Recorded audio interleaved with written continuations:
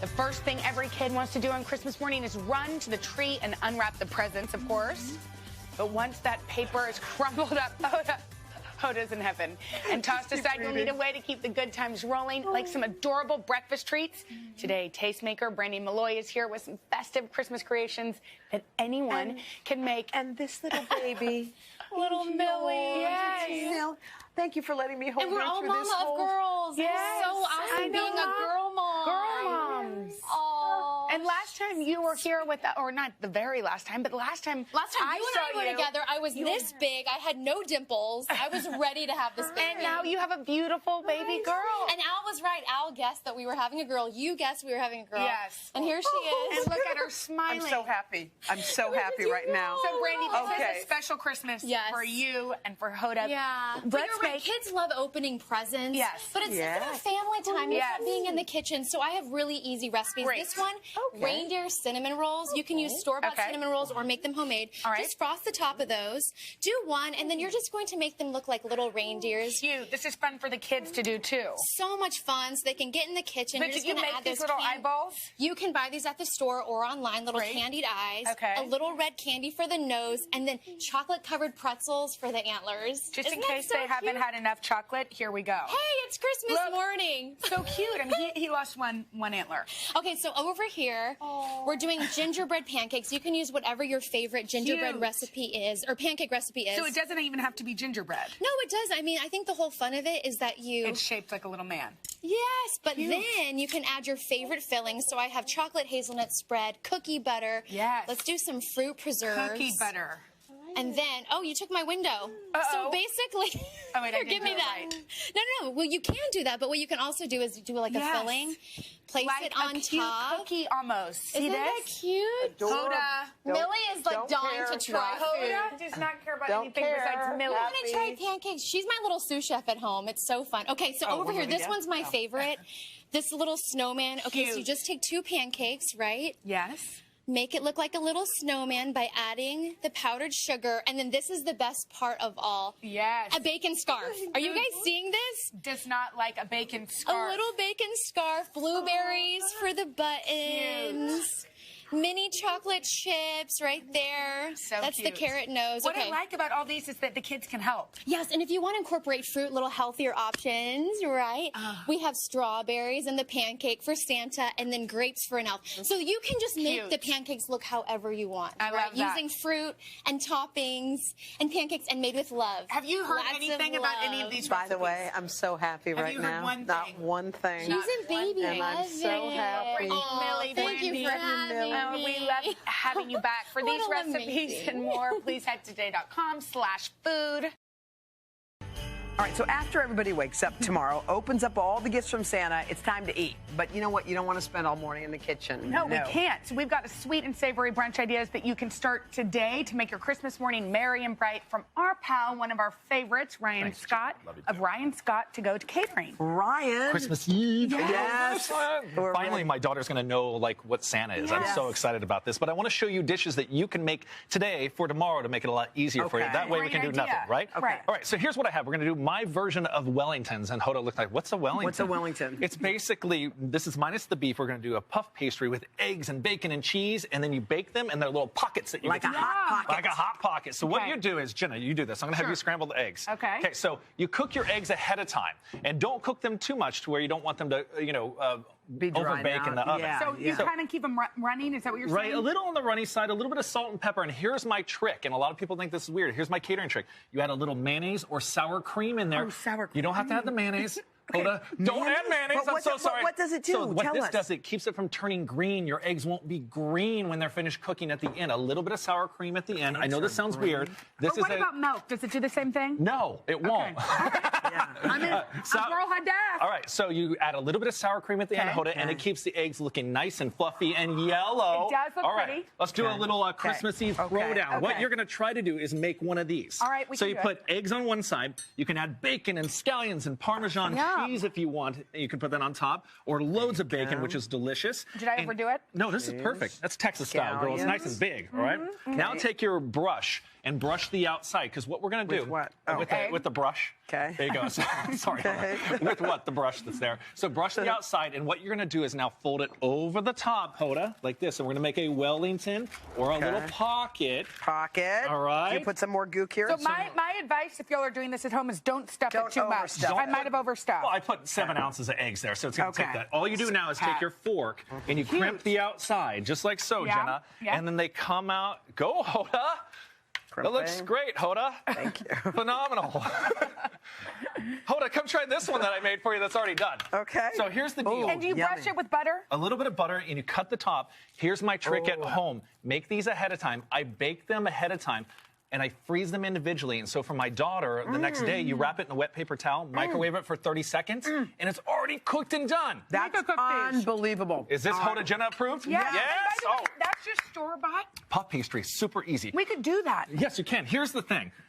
There's a bet going on back with the food team that this has never worked for me. So I owe the whole food team dinner if this works.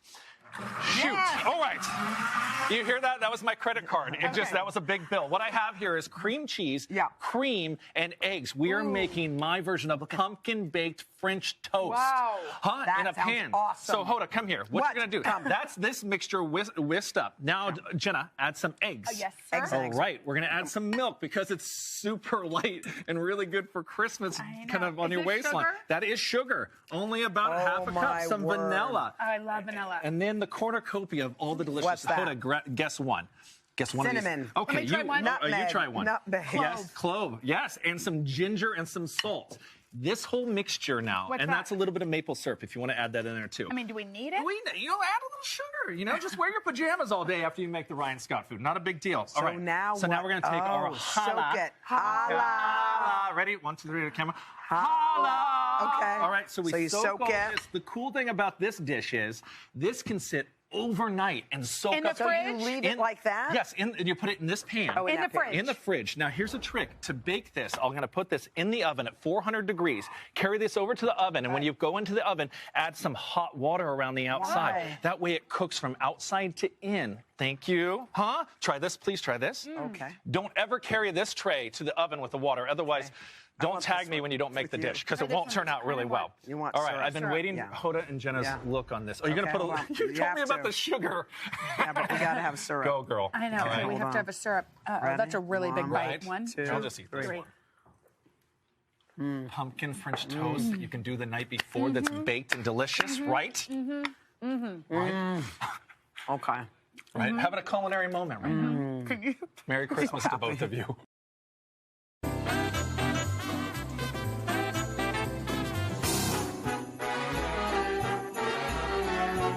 Panettone is everywhere throughout the holiday season, and I always have some on hand. Panettone is a yeasted cake hailing from Milan, and it's really good. It's often studded with dried fruits. This one actually has some dried ginger in it. They're all a little different. Some other things you can use, one of my personal favorites is Pandoro. It's a little bit softer and kind of reminiscent of maybe an angel food cake of sorts. And Pandoro is basically Panettone's cousin from Verona, the city of Romeo and Juliet and love. The first thing we need to do is prepare the panettone, and I'm going to cut it in 1.5 inch to 2 inch cubes. Just with a serrated knife.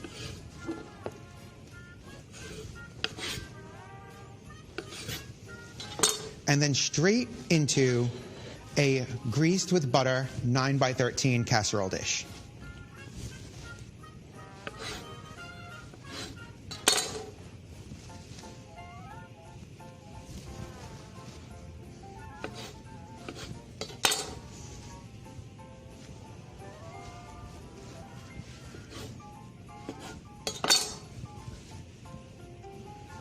Just kind of load it on in there.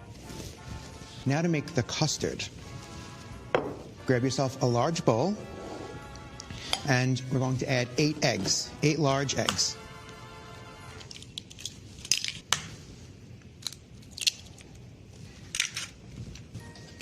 Whisk your eggs until they're nice and smooth.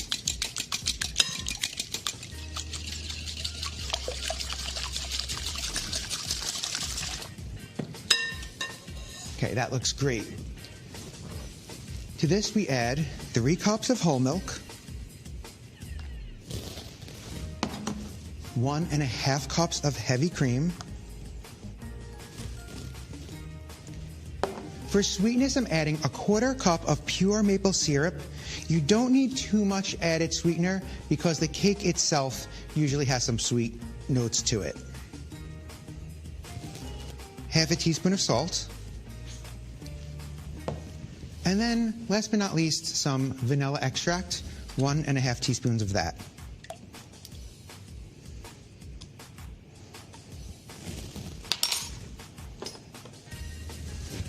Then just whisk it to combine.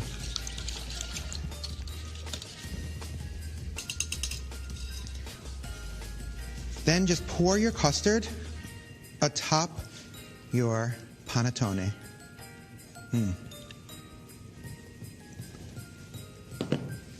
Then with your hands, gently press down to submerge the panettone in the custard, allowing it to soak up so that it cooks evenly and every bite is nice and moist.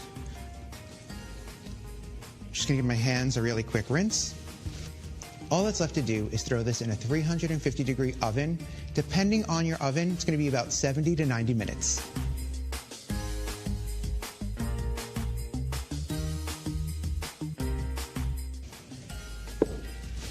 The bread pudding is all done.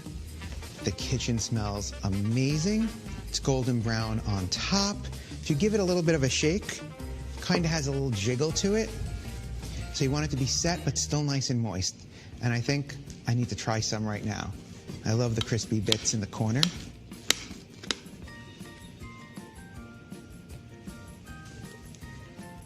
And I love to just finish it with just a little bit more maple syrup on top. Just like that.